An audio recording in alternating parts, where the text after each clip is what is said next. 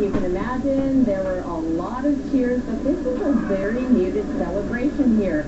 Elizabeth May just made history. She is the first Green Party member to become a member of the House of Commons. She's the leader of the party. They put in so many resources into this particular campaign, in this particular riding. They devoted all the financial resources as well as the labor, the volunteers that they had in this riding. And she only left this riding for 9 days to campaign across the country. It was really locally focused. And obviously it paid off because she is now going to Ottawa and has unseated a Conservative member, a cabinet minister, no less. And think about it, in the last election she tried to unseat Conservative Peter MacKay, didn't win, but did have a significant impact and was able to get some federal funding for her campaign here. But she has been very successful tonight. She's unseated Gary Lunn. And right now there is a party, but like I told you, it is very muted. I think that they're more dismayed about the Conservative majority that is going to Ottawa. And so it's not quite the celebration that everybody thought it would be here. All right, Robert Gill. Phil, a historic night for the Green Party. Elizabeth May winning her seat in Saanich Gulf Islands. We're going to check in with some other notables across the country and their ridings and how they've done. Eric Sorensen has some results for us. Eric. All right, Donna, there are many. We're just going to first, let's have a little quick look at the map of Canada if we still have it. How is that changing tonight, just at a glance? It's a lot more NDP orange than we've seen in the past. Looks like the Conservatives have won up in the Yukon. That's one worth watching. NDP has held in Western Arctic. Nunavut, the health minister, Aglukak, has held on to that one. But that's a look at the map as we pan across that. Let me look at that little red dot right in the middle of Saskatchewan. They did it. Ralph Goodale, even when all the Liberals were going down, let's have a look at his board. Ralph Goodale has hung on to win again. The last of the Trudeau Liberals, first elected in 1979, or 74. 1974 for Ralph Goodale. He went back to provincial politics for a while, but there's somebody that might stand in as a temporary leader for the Liberals if they're looking for one. Other notables, Simcoe Gray. Kelly Leach has defeated not just the NDP, but Helena Georges. She had a very tough time, drummed out of the Conservative Party, now drummed out by the voters. Chilliwack Fraser Canyon. Mark Strahl, you might recognize that name. Chuck Strahl, his dad, retired this year, and walking right in his footsteps in the same riding in the Fraser Canyon area, Mark Strahl. How about that?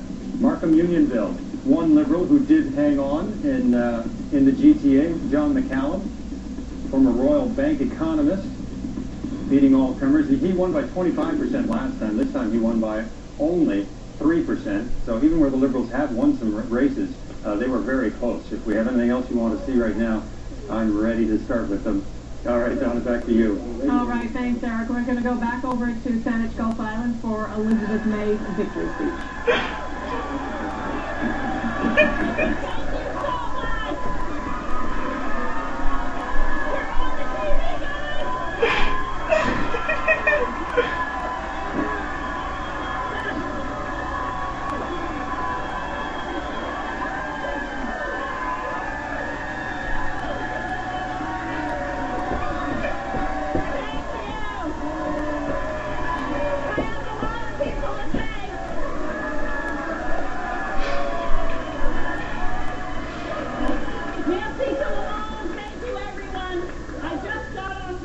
From a very boisterous bar on Salt Spring Island, where I called again there.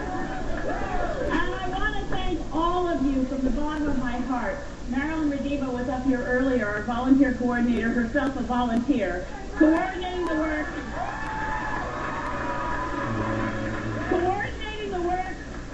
and listen to this, Canada, listen to this, coordinating the work of the 1,000 volunteers on the Saanich Peninsula, the 700 volunteers on Salt Spring Island, and altogether 2,000 volunteers from Saanich Gulf Island who today made history.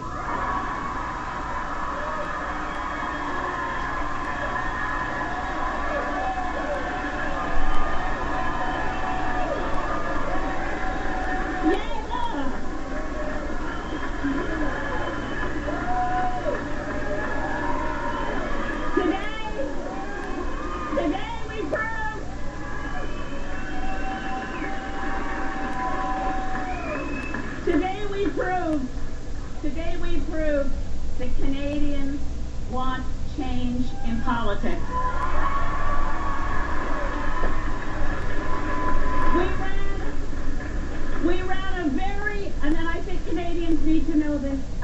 all know this, we ran a very non-partisan campaign. We ran a cooperative campaign. I need to start by sharing with you that I had a very gracious telephone call just moments ago from Gary Lunn congratulating me on this victory.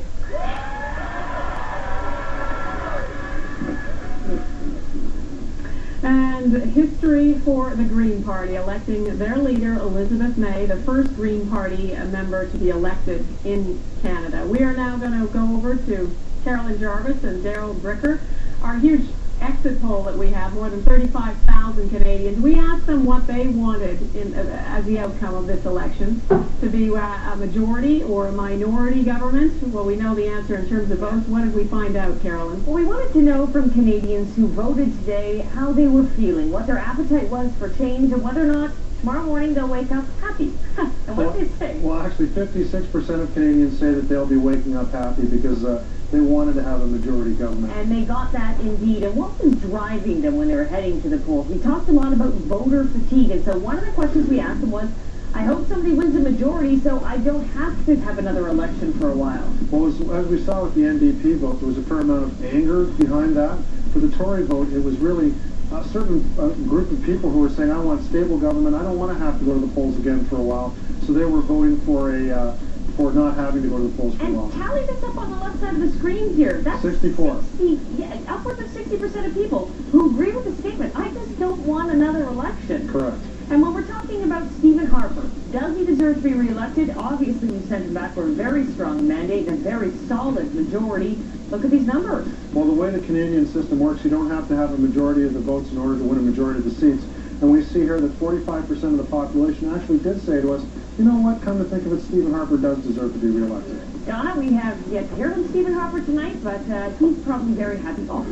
Okay, we will be hearing from him in a little while. I'm sure we're also waiting to hear from the NDP leader, Jack Layton, any minute now about the kind of night that he had. It's going to be a huge celebration there. For now, though, we're going to go to another NDP MP in Edmonton. Strathcona. Linda Duncan, re-elected there. Francis Silvaggio is with her. Well, Donna, this is the celebration. Linda Duncan has just got off the stage accepting her victory tonight. And this is key. This is sort of that trophy that both the NDP and the Conservatives want. Linda Duncan took this surprisingly back in 2008 by a very slim margin. And tonight, she's increased that margin. So she takes it yet again. So the NDP retains that very small piece of orange NDP pie in this sea of Conservative blue, which at the end of the night, we were all watching to see if it was going to make a difference. It didn't, but it is big bragging rights, and it is in the center of Conservative country. So a big win again for the NDP. Donna? All right, Francis Silvaggio, thanks very much. We're going to head over to Toronto, where Mike Drolet is at Jack Layton's NDP headquarters. We're just waiting to hear from the NDP leader. Mike. Yes, we're hearing just trying to figure out exactly when Jack Layton's going to be just coming out to speak to his supporters. We're hearing now it's going to be a couple of minutes. Quite the day for the NDP. Certainly they didn't expect to win 105 seats, and they do have a lot of work left with them. I asked Farr Boulanger, who is the press secretary for Jack Layton, what he was going to do, and of course he's very confident that he can get his the rookie Quebec MPs in order to try to get them up to speed with how things work in Ottawa. But they do have a lot of work ahead of them because a lot of them, they don't speak French very well, so it'll be interesting to see how they handle Quebec politics. So once again, we're waiting any minute to hear from Jack Layton to see what he has to say, but quite a remarkable night here, Donna. Thanks, Mike. I want to bring our panelists in. The NDP looking to have, what are the numbers now we've got for the NDP? 105 MPs. Do not adjust your second. Do not adjust your second. Thank you, Goldie. How many of them know what they're in for? How many? Have a good whip. Yeah. You're absolutely right. It's a good thing that the New Democrats had a good, strong base of members of Parliament going into this with about 36. Those folks will be the backbone. Right. If I know the way the New Democrats work, they'll assign each of those 36 to one of the new members, and of course, some of them are going to have two. Right. And those folks will be responsible for teaching those members of Parliament their oaths. Now, that said, we do have the 4 years to figure all of this out, and suffice it to say, there are going to be bumps along the road. There are going to be mistakes. but most certainly the New Democrats will work through them as they mature into this new role as opposition. You can talk about staff all night long. They all need to be staffed up too, and that's going to be a huge challenge. Big challenge. And we're a unionized staff environment within the New Democrats. Shocking. Which is going to cause an additional level of interesting problems. Oh, we're not even there yet. We're not even there. This is something that we dropped, a thread we dropped before that I want to pick up on. That's the per vote subsidy, which is something that's going to, the Tories have said if we get a majority, we're going to introduce this, which will have... We're going to get rid of that. You know, I'm not quite sure why that became an issue with the Tories. Let's talk about the effect that'll have on some of the parties. Well, first of all, I'm not sure that the Tories will lead right now with that. If they do, it seems to be a ridiculous thing to do. What, like, it's punitive? It's petty. It's absolutely petty. No, there's a principle. There's a principle about that. And what is that principle? Political parties should be able to go to the people and raise the money they need to run an election, not tax it away from people, because that's your tax dollars going to a party you don't support. You know, I'll tell you something. In the United States of America, candidates spend the majority of their time raising funds. We're not talking about the United States of America. We're talking about Canada. But that's the way that worked long before it was introduced. We had the old system. We just want to go back to the old system. Well, I'll tell you the benefit. I'll tell you the benefit today of that per vote subsidy is the number of women that were elected in this Parliament directly. Nothing to do with Yes, it does. Absolutely, it does. Subsidy. What does it have to do with it? It has to do with, you have to look at what we got rid of. We got rid of big corporate and big union donations, and we said in return for that we were going to have a public base for parties to operate from so that they can build their policy, build their nation without having to be beholden to political action committees and lobby groups.